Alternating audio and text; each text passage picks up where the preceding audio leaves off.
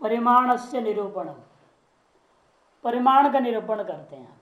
विवाद अध्यासितम दुष्ट गुण अनसमवाय कारण अनित्य विशेष गुण व्यतिरिक्त अदृष्ट गुणाश्रय द्रव्यत्वात् जल परमाणुवत्। विवादास्पद विषय यहां पर पक्ष में लेना है जीवात्मा अथवा आकाश। इसमें हम पहले परिमाण सिद्ध करेंगे। आकाश में बहुत साफ दिख रहे, बहुत विशाल परिमाण वाला है। जीवात्मा में भी परिमाण है, विभु विभु परिमाण, परम महत परिमाण। विवाद अध्यासितम जीवात्मा अथवा आकाश कैसा है? दुष्ट गुणों के असमय कारण से भिन्न गुण का आश्रय है। और कैसा है वो? अनित्य विशेष गुणों से भी भिन्न गुण का आश्रय है और अदृष्ट गुण का आश्रय। गुणाश्रय का विशेषण है, तीन विशेषण है। विवाद अध्यासित आकाश और जीवात्मा कैसा है? गुणों का आश्रय। अंतिम में शब्द ला लो, गुणाश्रय है। कौन से गुण का आश्रय है? परमाणात्म गुण का आश्रय है। तब कहेंगे भैया जीवात्मा और आकाश तो और भी बहुत सारे गुण हैं, परिमाणी क्यों लूंगा? तब आपका अदृष्ट गुण आश्रय। अद्विष्ट, दृष्ट कौन होगा? संयोग, विभाग, पृथक, तो ये सब क्या है? दृष्ट है। उससे भिन्न गुण हो जाएगा अपने आप आकाश में। तब भी कहेंगे हम शब्द ले लूंगा आकाश में, जीवात्मा ज्ञान को ले लूंगा, वो भी अद्विष्ट है। उसे क्या कहा? अनित्य विशेष गुण भिन्न। शब्द भी क्या है? अनित्य विशेष गुण है। ज्ञान सुख इच्छा देश प्रयत्न आदि भी अनित्य विशेष गुण है, उनसे भिन्न कह दो तो उनमें भी अतिव्याप्ति निवृत्त हो जाएगा। दुष्ट गुण, लेकिन भले ही अदृष्ट कह दिया, अनित्य विशेष गुण से वितरित कह दिया, ऐसा गुण का आश्रय से परिमाण रूपी गुण का आश्रय हो जाएगा। किंतु गुणों के असमय कारण भी गुण होता है ना? गुणों के असमय कारण गुण हो जाता है। जैसे उत्तरोत्तर शब्द के प्रति असमय कौन होगा? पूर्व शब्द, उसमें अतिव्याप्ति हो जाएगी। इसे क्या कहा? दुष्ट गुण अनसमवाय कारण, असमय कारण भिन्न। दुष्टात्मक जो गुण हैं वे असमय कारण न हो, ऐसे कैसे संयोग आदि में भी अतिव्याप्ति निवृत्त हो जाता है। से दुष्ट गुण अनसमय में असमय कारण भिन्न और अनित्य विशेष गुण से भी भिन्न, ऐसा जो अदृष्ट गुण होगा उसको कौन होगा? वो परिमाण ही होगा। उस परिमाण का वो आश्रय है। कौन? आकाश और जीवात्मा। क्योंकि वो भी द्रव्य है, द्रव्य होने के नाते कोई ना कोई परिमाण वाला होगा ही, वो जल परमाणु के समान। तब कोई उपाधि दोष दे रहा है, न स्पर्शवत्व मूर्तत्व उपाधि। दो उपाधि है, स्पर्शवत्व अथवा मूर्तत्व। ऐसा नहीं कर सकते आप, उपाधि है ऐसा नहीं कर सकते। क्यों? कहाँ उनका उपाधियों का विचार हो रहा है? कद पवन पार्थिव परमाणु वे विचारात। वायु में और पार्थिव परमाणुओं में यह साध्य व्यभिचरित के साथ उपाधि व्यभिचरित हो जाएगा। क्योंकि वायु में क्या है? स्पर्शवत्व है, वायु में स्पर्शवत्व है। ये सारे गुण जो लक्षण दिया गया है साध्य, वो वहां नहीं है। कि स्पर्शवत्व क्या है? वायु में रहने वाला अनित्य विशेष गुण है ना, उससे भिन्न होना चाहिए। कहा है हमने साध्य में? साध्य में क्या लिखा? अनित्य विशेष गुण व्यतिरिक्त, अनित्य विशेष गुण से भिन्न होना चाहिए। तार्श गुण का आश्रय, लेकिन अनित्य विशेष गुण कौन है? स्पर्श, उसका आश्रय ही है वायु, है ना? अतः साध्य का अभाव आ गया वायु में, और वहां लेकिन उपाधि बैठा हुआ है स्पर्शवत्व। तो साध्य का व्याप्ति होना चाहिए ना, साध्य संव्याप्त होने का नाम उपाधि है। लेकिन साध्य जहाँ है वहां होना चाहिए, साध्य जहाँ नहीं है वह नहीं होना चाहिए। बल्कि आपका साध्य जहाँ नहीं है वहां पर स्पर्शवत्व रह रहा है वायु रूप स्थल में, अतः स्पर्शत्व उपाधि नहीं हो सकता। अब मूर्तत्व उपाधि मान लो आप, फिर तो मूर्तत्व को उपाधि दे दूंगा। कभी मूर्तत्व उपाधि पार्थिव परमाणु में गड़बड़ा रहा है। पार्थिव परमाणु कैसा है? कि वहां पर सारा साध्य का अभाव मिलेगा, किंतु वहां मूर्तत्व विद्यमान है। साध्याभाव अधिकरण में उपाधि का होना वे विचार माना जाता है, तो उस उपाधि खंडित हो जाता है। तब कि पार्थिव परमाणु में कौन चीज नहीं है, दृष्ट गुण का अनसमय कारण नहीं है वो, किंतु दृष्ट गुण का असमय कारण ही बनता है वहां। दृष्ट गुण कौन है, संयोग, उसके समय कारण का आश्रय है। समय कारण कौन है, गुण, उसका आश्रय बन जाता है परमाणु। कि पार्थिव परमाणु संयोग से ही गुण का भी पैदा होगा, संयोग का आश्रय है वो, है नहीं। अदृष्ट गुण का आश्रय होना चाहिए, किंतु दृष्ट गुण का वो आश्रय भी बन रहा है। इसलिए ऐसा विशेषण से विशेषणाभाव है, विशिष्टाभाव माना जाएगा। क्योंकि विशिष्टाभावों का नियम है कि एक भी विशेषण न रहे तो भी विशिष्ट ही कहा जाएगा। अतः साध्य का भाव कहां मिला, पार्थिव परमाणु में, वहां मूर्तत्व है। अतः मूर्तत्व भी उपाधि नहीं हो सकता, साध्य में विचारी उपाधि है, साध्य समव्याप्त उपाधि वो नहीं है। ईश्वर नित्य विशेष गुण व्यतिरिक्त अनसम कारण अदृष्ट गुणाश्रय आत्मत्वात् जीववत्। इस प्रकार से जीवात्मा में जब परिमाण सिद्ध हो गया, अब ईश्वर को भी विभू परिमाण वाला हमें सिद्ध करना है। ईश्वर का भी परिमाण है, और क्या परिमाण है, परम महत विभू परिमाण है। स्थापित करने के लिए दूसरा अनुमान करते हैं, ईश्वर कैसा है, नित्य विशेष गुणों से भिन्न। नित्य विशेष गुण कौन है उसके पास, ज्ञान, इच्छा, प्रयत्न, ये तीन गुणों से भिन्न कौन हो जाएगा, इसलिए परिमाण, तरस परिमाण वाला सिद्ध हो जाएगा ईश्वर। व्यतिरिक्त और कैसा, अनसमवायी कारण, अर्थात कोई समवाय कारण वाला भी वो नहीं है, असमय कारण वाला भी वो, अनसमवायी माने असमय कारण से भिन्न। असमय कारण क्या होगा, संयोग आदि, उससे भिन्न है परिमाण, उसका आश्रय ईश्वर है। क्योंकि ईश्वर के परिमाण जो है किसी कार्य के प्रति कारण नहीं होता। ईश्वर का परिमाण किसी कार्य के प्रति कारण नहीं है, इसलिए ईश्वरगत परिमाण जो है किसी भी कार्य का असमय कारण नहीं होगा। इसे अनसमवायी कारण भी आ गया। और अदृष्ट गुणाश्रय, अदृष्ट गुण कौन हो गया, संयोग आदि, उनका अनाश्रय भी है। अतः तारस गुण कौन हो गया, परिमाण का वो आश्रय स्थापित हो गया। इस पर ईश्वर में भी परिमाण की सिद्धि हो जाती है। आत्मत्वाद जीवत, आत्मत्व रूपी हेतु को लेकर के, जैसे कि जीवात्मा नित्यैकत्वैक पृथक परिमाण साधन विवक्षायाम अनसमय कारणमिति नवाच्य। और यदि आप ईश्वर में नित्य एकत्व, नित्य एक पृथकत्व और नित्य परिमाण को स्थापित करना चाहते हैं, फिर वो एक विशेषण को हटा देना। कौन सा, अनसमय कारण, असमय कारण शब्द भिन्नत्व, ये शब्द देने की जरूरत नहीं है। क्योंकि जो भी असमय कारण होते हैं क्या होता है, वो संयोग विभाग आदि वो अनित्य ही होते हैं। अच्छा, नित्य परिमाण जब हमें स्थापित करना है, ये विशेषण की जरूरत ही नहीं पड़ता।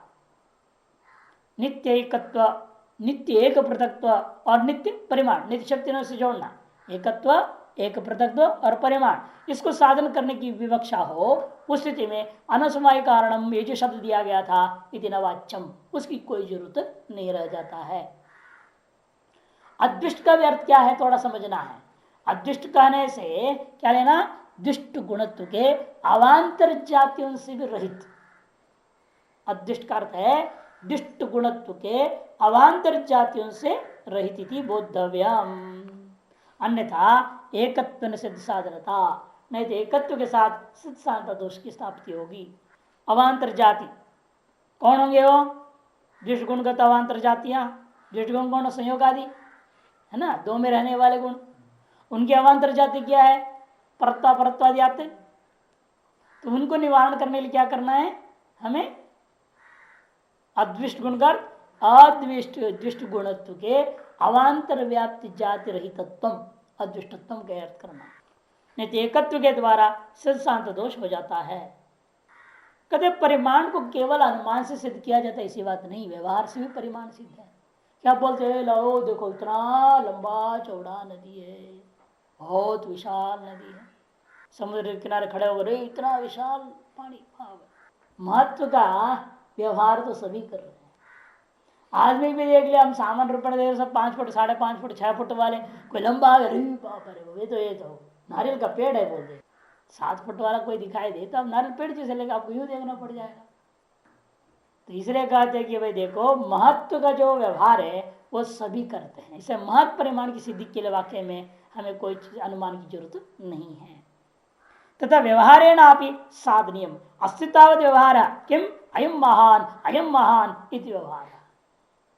बहुत लंबा चौड़ा है, बहुत लंबा चौड़ा है, ऐसा जो व्यवहार जो है लोक में देखने को मिलता है। नक्षत्र महत्व सामान्य में वो निमित्ता। कोई पूर्व पक्षी कह रहा है महत्व कोई परिमाण मानने की कोई जरूरत नहीं है, महत्व एक जाति मान लो वस्तु का, महत्व एक जाति, लंबा चौड़ापन वस्तुगत गुण नहीं, वस्तुगत जाति मान। अगर गुणों में परिमाण नाम के जिसको खंडन कर रहा है, परिमाण मानने की कोई जरूरत नहीं है। अणु परिमाण क्या है? अणु का अणुत्व ही अणु परिमाण है, उसके अलावा कोई अलग परिमाण नाम का चीज नहीं है। इसे परिमाण नामक गुण मानने की जरूरत नहीं है, इसको जाति में अंतर्भाव करने से भी काम चल जाएगा, ऐसा पूर्व पक्षी कहता है। कहते इसलिए महत्व सामान्य में निमित्तम, एदार्श व्यवहारों के प्रति महत्व जाति निमित्त है, न कि महत्व नाम कोई परिमाण नामक गुण निमित्त नहीं है। इति न, क्यों? यदि ऐसा होता तरतम भावस्य अनुपपत्ति प्रसंगा, जैसे महत्तर महत्तम ऐसे कैसे होगा? जाति में भी जो श्रेष्ठ जाति कनिष्ठ जाति ऐसे व्यवहार होगा, जातियों में भी भेद, तरतम उत्कृष्ट उत्कृष्ट ऐसा नहीं होता। जाति तो जाति है, सब ब्राह्मण ब्राह्मणत्व है, बात खत्म है। उसे ब्राह्मण श्रेष्ठ ब्राह्मणत्व, निकृष्ट ब्राह्मणत्व, मध्यम ब्राह्मणत्व ऐसा तो होता नहीं कहीं, ब्राह्मणत्व ब्राह्मणत्व है। अभी गोत्रों को लेकर हम लोगों ने व्यवस्था कर लिया, अमुक गोत्र वाला श्रेष्ठ ब्राह्मण है, अमुक गोत्र, वो गोत्र को लेकर के, जाति को लेकर के, जाति उत्कृष्ट निकृष्ट तो होती नहीं है, जाति तो जाति है, मनुष्य तो जाति मनुष्य तो जाति है। कोई भी आप जाति लें, जाति में तरतम भाव की व्यवस्था नहीं हो सकती। जब तक हम उसको गुणवाचक नहीं मानेंगे तब तक तरतम भाव की व्यवस्था नहीं कर पाएंगे। और या महत्तर महत्तम तुलना व्यवहार भी हो रहा है, इससे ज्ञापन होता है महत्व जाति नहीं है किंतु गुण है। अन्यथा नहीं तो हम सर्व का आरोप लगा देंगे, रूप रसगुण सब उच्छेद हो जाएगा, सारा गुणों को खत्म कर दो, फिर कोई जरूरत ही नहीं। रूपत्व जाति से काम चल जाएगा, रूप का व्यवहार। वस्तुगत जो रूपत्व है उसको लेकर के रूप व्यवहार हो जाएगा, जैसे रूप को भी गुण मानने की जरूरत नहीं। वस्तुगत मधुरत्व को लेकर के मधुर रस की व्यवहार हो जाएगा, रस की भी अपेक्षा नहीं। इस प्रकार से सारे गुणों का ही उच्छेद हो जाएगा। एक अन्यथा मधुर रस से उच्छेद प्रसंगात मधुरत्व सामान्य देव द्रव्याश्रिताद व्यवहार पत्ते, द्रव्य में आश्रित जो मधुरत्व जाती है उसी को लेकर सारे व्यवहार हम कर सकते हैं, फिर मधुर रस गुण की उच्छेद हो जाएगा। इस प्रकार सारे गुणों का उच्छेद हम कर देंगे। अतः ऐसा, लेकिन लोक व्यवहार में ऐसा नहीं देखने को मिलता है, गुण पृथक व्यवहार होता ही है।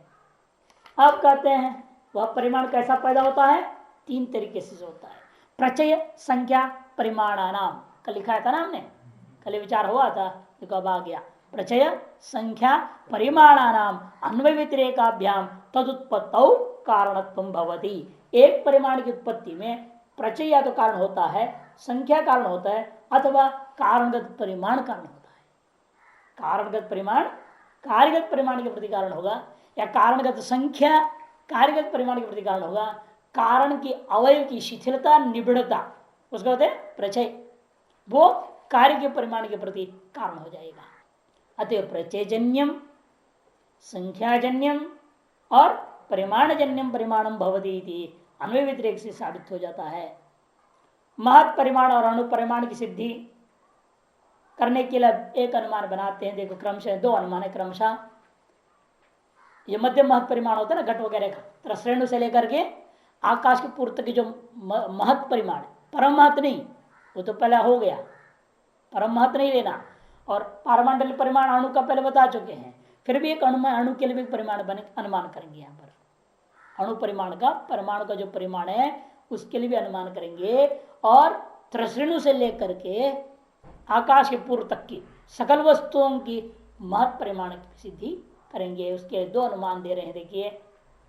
विवाद अध्यासित त्रिश्रेणु से लेकर के आकाश पर्यंतम, ये कैसे हैं सारे पदार्थ?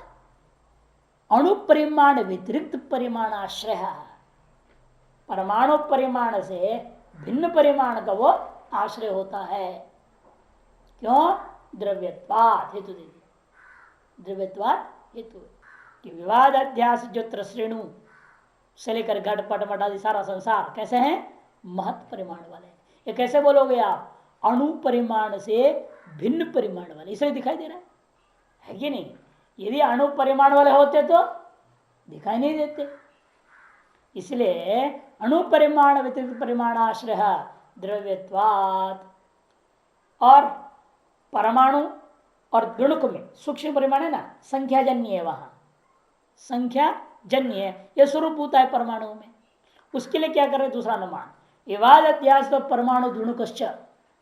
विवाद अध्यासित परमाणु और द्विणुक ये दोनों कैसे हैं, कहते हैं महत् परिमाण से व्यतिरिक्त परिमाणाश्रय हो। महत् परिमाण से भिन्न पारिमांडल्य नामक परिमाण अथवा अणु परिमाण नामक परिमाण ये उनमें माना गया। क्यों, द्रव्यत्वात्। पहले अनुमान पद दृष्टांत है घटवत, दूसरे अनुमान पद के दृष्टांत है परमाणुवच्च। पहला अनुमान क्या लेंगे दृष्टांत घट, जो सर्वानुभव से घट है, महत् परिमाण वाला है, मध्यम महत् परिमाण है ना। घट तो मध्यम महत् परिमाण में सिद्ध है। स्वशरीर भी ले सकते हो, स्वशरीर भी कैसा है, मध्यम महत् परिमाण और प्रसिद्ध है, उसको दृष्टांत बना लो पहला अनुमान में, और दूसरे अनुमान में परमाणुवच्च, परमाणु को दृष्टांत बना देना। नच अत्र अणुत्व महत्व उपाधि, पहले अनुमान में अणुत्व उपाधि दे दो, दूसरे अनुमान में महत्व को उपाधि कर दो, ऐसा भी नहीं कर सकते। रूपादिशो विचारा, रूपादि में विचार हो जाएगा, क्योंकि वह साथी का अभाव नहीं है। कि रूपादि गुण कैसे हैं, रूपादि गुण कैसे हैं आपका, परिमाण का आश्रय होता है क्या, परिमाण का आश्रय तो हमेशा द्रव्य होता है, गुण का आश्रय द्रव्य होता है, गुण का आश्रय गुण होता है क्या, नहीं। इसे परिमाण आश्रय रूपा साध्य का भाव आ गया रूपात्व गुण में, और वहां पर आपका हेतु बैठा हुआ है अणुत्व और महत्व, क्योंकि सूक्ष्म रूप है। रूप कैसा है, सूक्ष्म रूप है, और ये बहुत गाढ़ा रूप है, वेरी लाइट कलर, तो सूक्ष्म रूप डार्क कलर। इस तरह से उसमें भी अणुत्व और महत्व का व्यवहार होता है। इसलिए कहते अणुत्व महत्व पर है, वहां साध्य नहीं है। साध्य भावाधिकरण में हेतु का चले जाना उपाधि का व्यभिचार हो गया, अभी उसका उपाधि नहीं माना जा सकता। द्रव्यत्व विशेषण है, और यदि कहोगे हम द्रव्यत्व विशेषण दे दूंगा, द्रव्यत्व सत्य अणुत्तम, द्रव्य सत्य महत्तम, ऐसे उपाधि बना दूंगा, तब तो विशेषण व्यर्थता दोष है। क्योंकि साध्य संव्याप्त तो है, लेकिन कभी उसका जो है कहीं भी उस दोष प्रदायक नहीं हो सकता हो, क्योंकि हेतु क्या आपका खुद द्रव्यत्वात्, हेतु खुद ही द्रव्यत्वात् है, और हेतु के साथ इसलिए साध अव्यापक नहीं बन पाएगा वो, अतएव ये उपाधि हो ही नहीं सकता। और ये जो सिद्ध किया वो परिमाण है, उसका ह्रस्व दीर्घ अणु महत् भेद से पुनः 4 प्रकार की मानी जाती है। अणु और महत्व ने सिद्ध कर दी, और ह्रस्व दीर्घ सिद्ध करना आप कोई अनुमान नहीं कर रहे हो, तब तो कहते हैं कोई जरूरत नहीं है।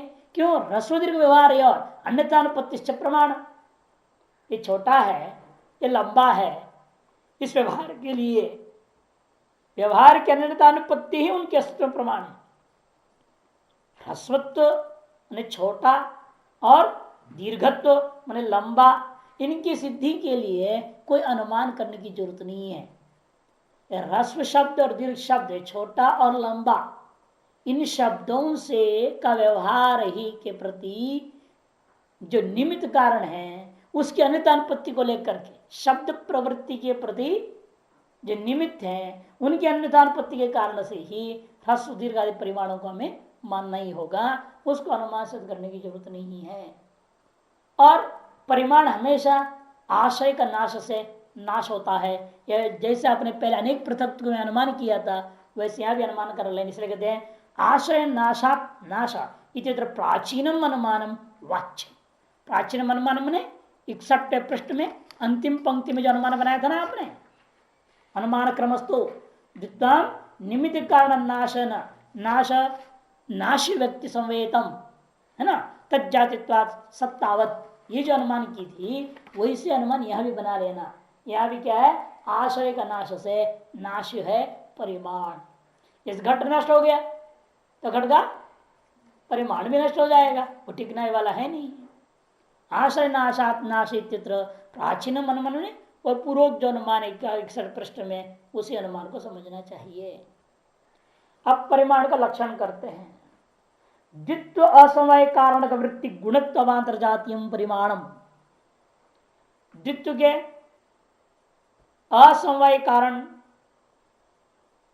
है वृत्ति जिसका, ऐसी गुणत्वांतर जाति का नाम परिमाण है। द्वित्व का असमवाय मैंने असमानाधिकरण में रहने वाला। क्यों समवाय कारण कैसे होता है, समानाधिकरण में आ जाएगा, इसलिए असमवाय कह दिया है। जिसका द्वित्व है असमवाय कारण जिसका, बहुरी समास, द्वित्व असमवाय कारणक में जो रहता है कौन सा गुणत्व, उसके अवान्तर जातीय वस्तु का नाम परिमाण। द्वित्व का समय कारण कौन है, इदम एकम इदम एक अपेक्षा बुद्धि हुई है कि नहीं, उसके बिना द्वित्व कैसे ज्ञान होगा। द्वित्व ज्ञान के प्रति इदम एकम इत्यादि अपेक्षा बुद्धि कारण बन रहा है द्वित्व बुद्धि के प्रति। उस असमय कारण में है, वो असमय कारण रहता जहां पर है, कहाँ रहता है वो अपेक्षा बुद्धि, आत्मा में। उस आत्मा में रहने वाले जो गुणत्व, उस आत्मा में वृत्ति जो ज्ञानगत गुणत्व, असमय कारणक हो गया ज्ञान, कारणगत वृत्ति हो गया ज्ञान में, तन्निष्ठ वृत्ति है ज्ञान, वो ज्ञान में रहने वाला जाति हो गई गुणत्व जाति, उसके अवान्तर जाति हो गया परिमाणत्व जाति, तद्वान हो गया परिमाण, परिमाणत्व जाति वाला परिमाण हो गया। जितने भी जातियां हैं रूपत्तम रसत्तम ये सब क्या है, गुणत्व के अवान्तर में जाती हैं। अब संयोग से निरूपण, संयोग का निरूपण करते हैं परिमाण के बाद। विवादास्पदम असमय कारण जन्यम कार्यत्वाद रूपवत।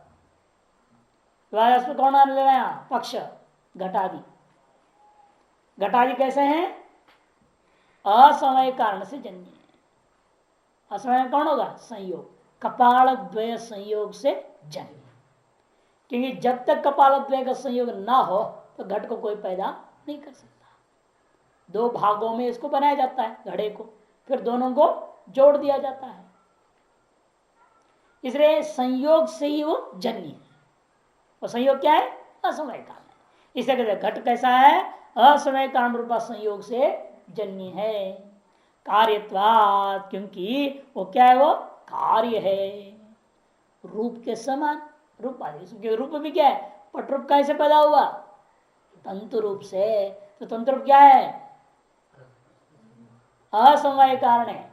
पटरूप के प्रति तंतु रूप असमय कारण है, और पटरूप क्या था, कार्य था। इस समय आप ग्रहण यत्र कार्यत्म तत्र असमय कारण जन्यतम, हमने तंतु रूप में ग्रहण कर लिया कि असमय कारण तंतु रूप में है, कार्य तो पटरूप के प्रति। इसे यत्र यत्र कार्यत्म मैंने पटरूपे कार्यत्म अस्ति, अतः तत्र असमय कारण जन्यत्म मैंने तंतु रूप जन्यत्म अस्ति, ऐसा पटरूप में व्याप्ति ग्रहण करेंगे।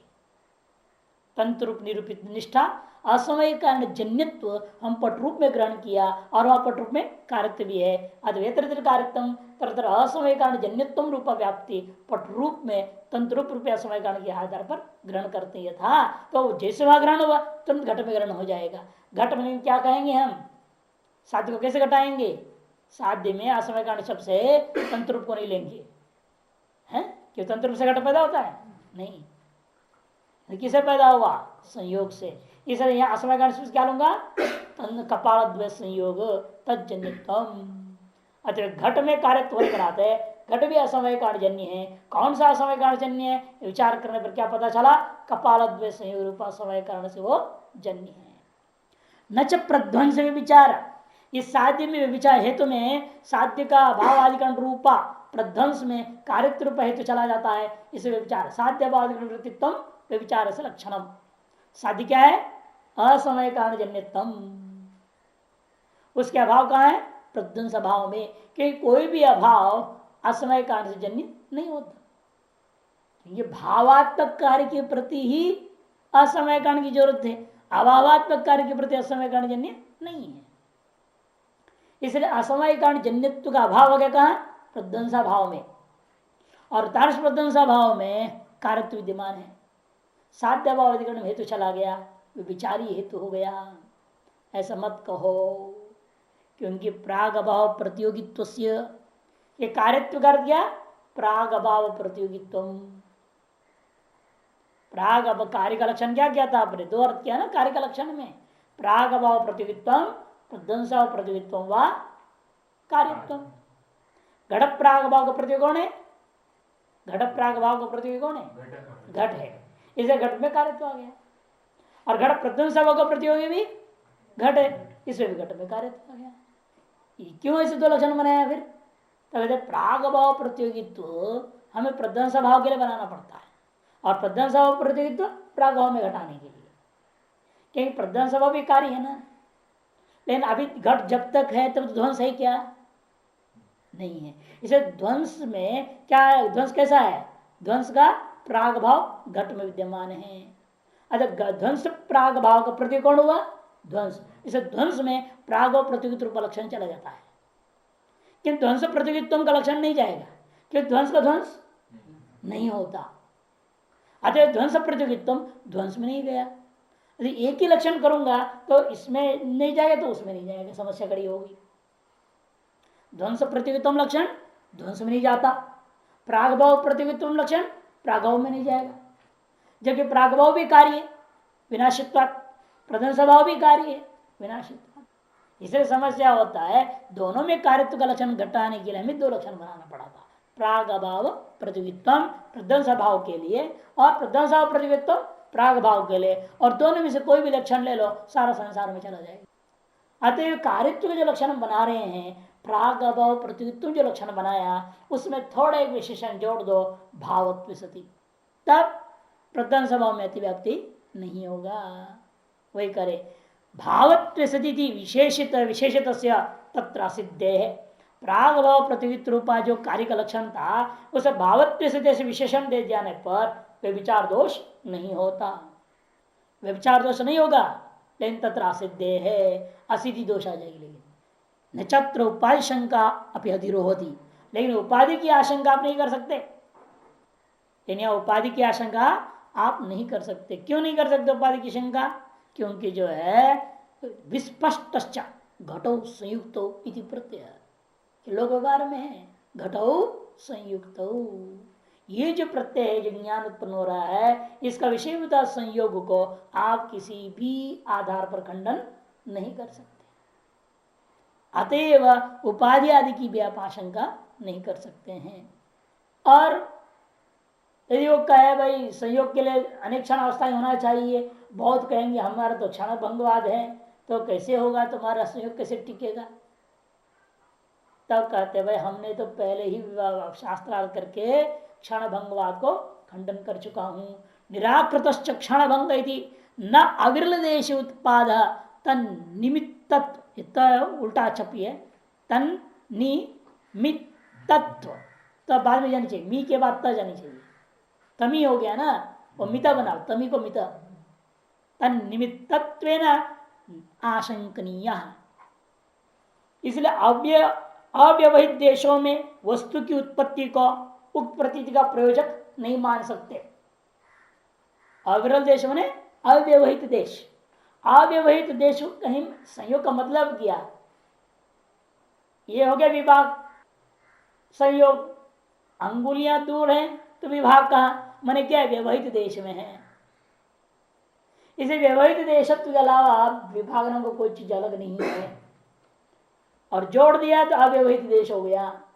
अव्यवहित देश से परिच्छिन्न हो जाने का नाम ही संयोग है। इसलिए अविरल देश और विरल देश के आधार पर संयोग और विभाग को मान लेते हैं बहुत लोग, अतः संयोग विभाग दो गुण की जरूरत नहीं है, ऐसे जो कह रहे हैं उसका खंडन करते हैं। अविरल देश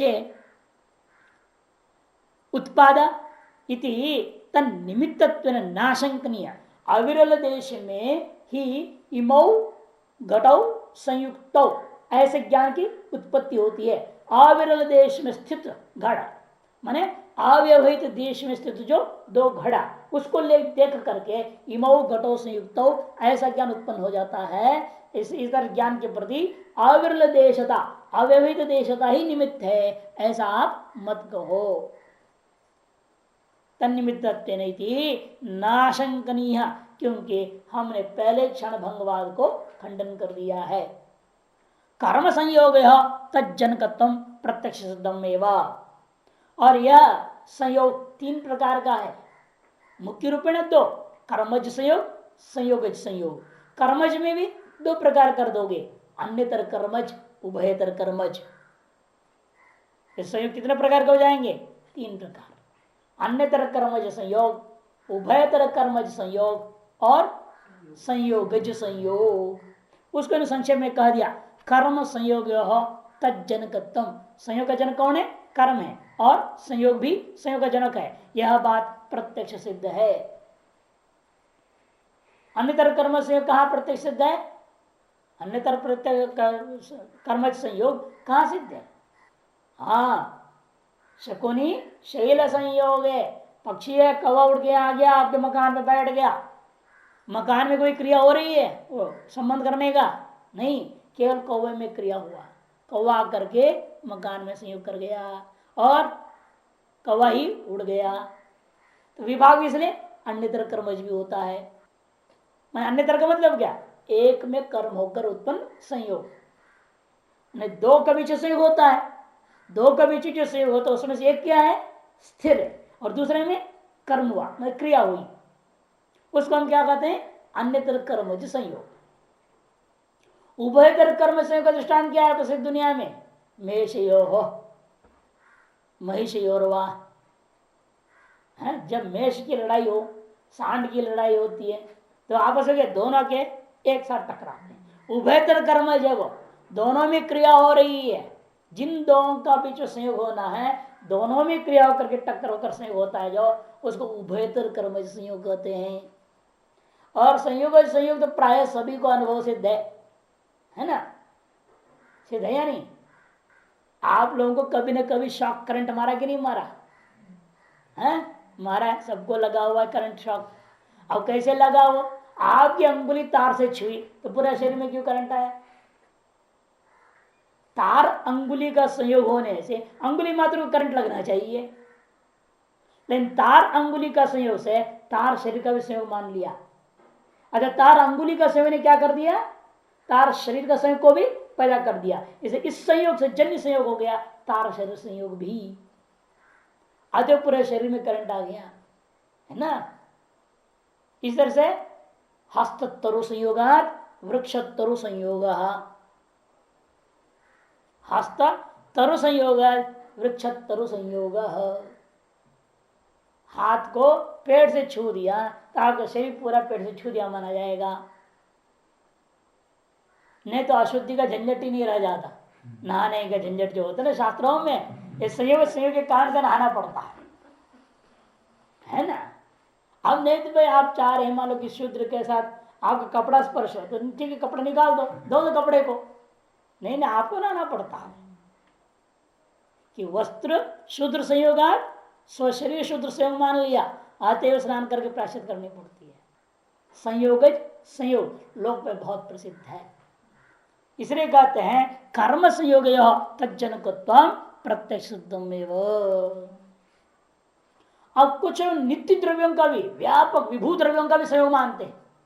आकाश काल, आकाश दिग का, आकाश आत्मा का, काल दिग आपस में, आत्मा काल आत्मा दिग, सारे जितने विभू पदार्थ हैं आकाश काल दिग और आत्मा चार, इनकी भी आपस में संयोग कोई कोई मानता है, उसके खंडन करते नहीं होगा। नैयायिकों में अनेक सिद्धांत इस विषय में। कुछ लोग कहते हैं विभुओं का संयोग होता है और वो संयोग भी नित्य होता है, कुछ लोगों का कहना है। कुछ लोगों ने विभुओं का संयोग होता ही नहीं है, जब सब व्यापक है ही, उनका क्या संयोग होना जाना है? क्यों? संयोग तो क्रियाजन्य है।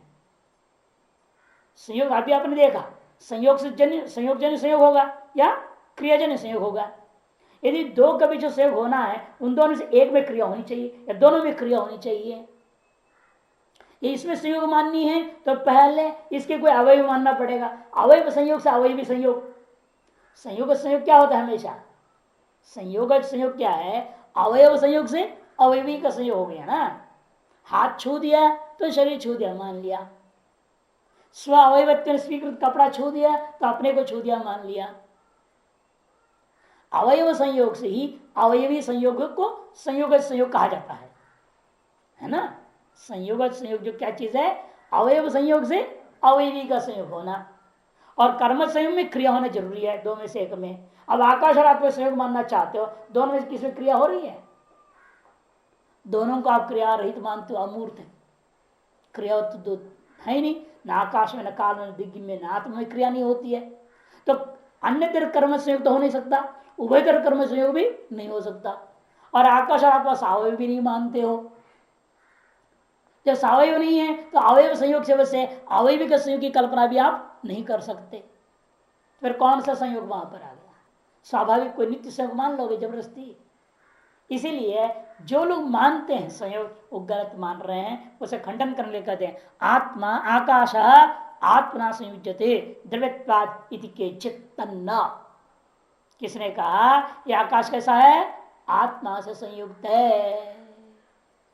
मैंने आकाश आत्मा के बीच में संयोग मान लिया। क्यों?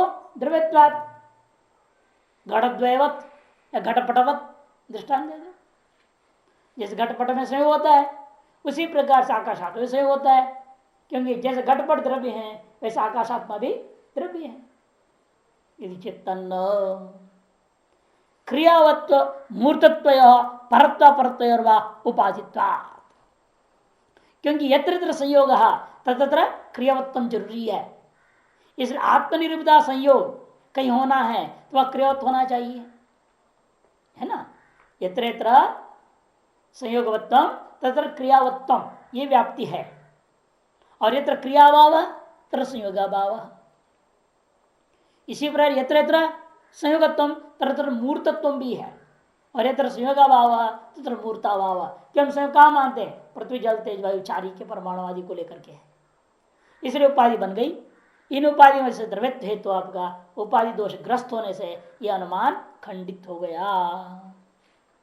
उल्टा भी नहीं कर सकते आत्मा आकाश, बल्कि हम क्या कर सकते? प्रत्युष खड़ा कर देंगे, उल्टा अनुमान कर दिखा सकते ना।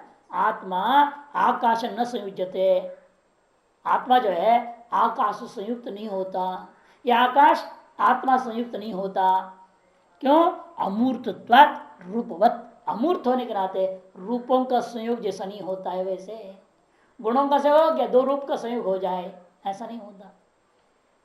कि रूप है अमूर्त द्रव्य पदार्थ, उसमें कहीं क्रिया नहीं होती, अतः क्रियाजन्य संयोग उसके अंदर हो नहीं सकता। अमूर्तत्वात् रूपवत न चत्र द्रव्यत्व उपाधि आकाश तदभावेन सपक्ष अव्यापकत्वात्।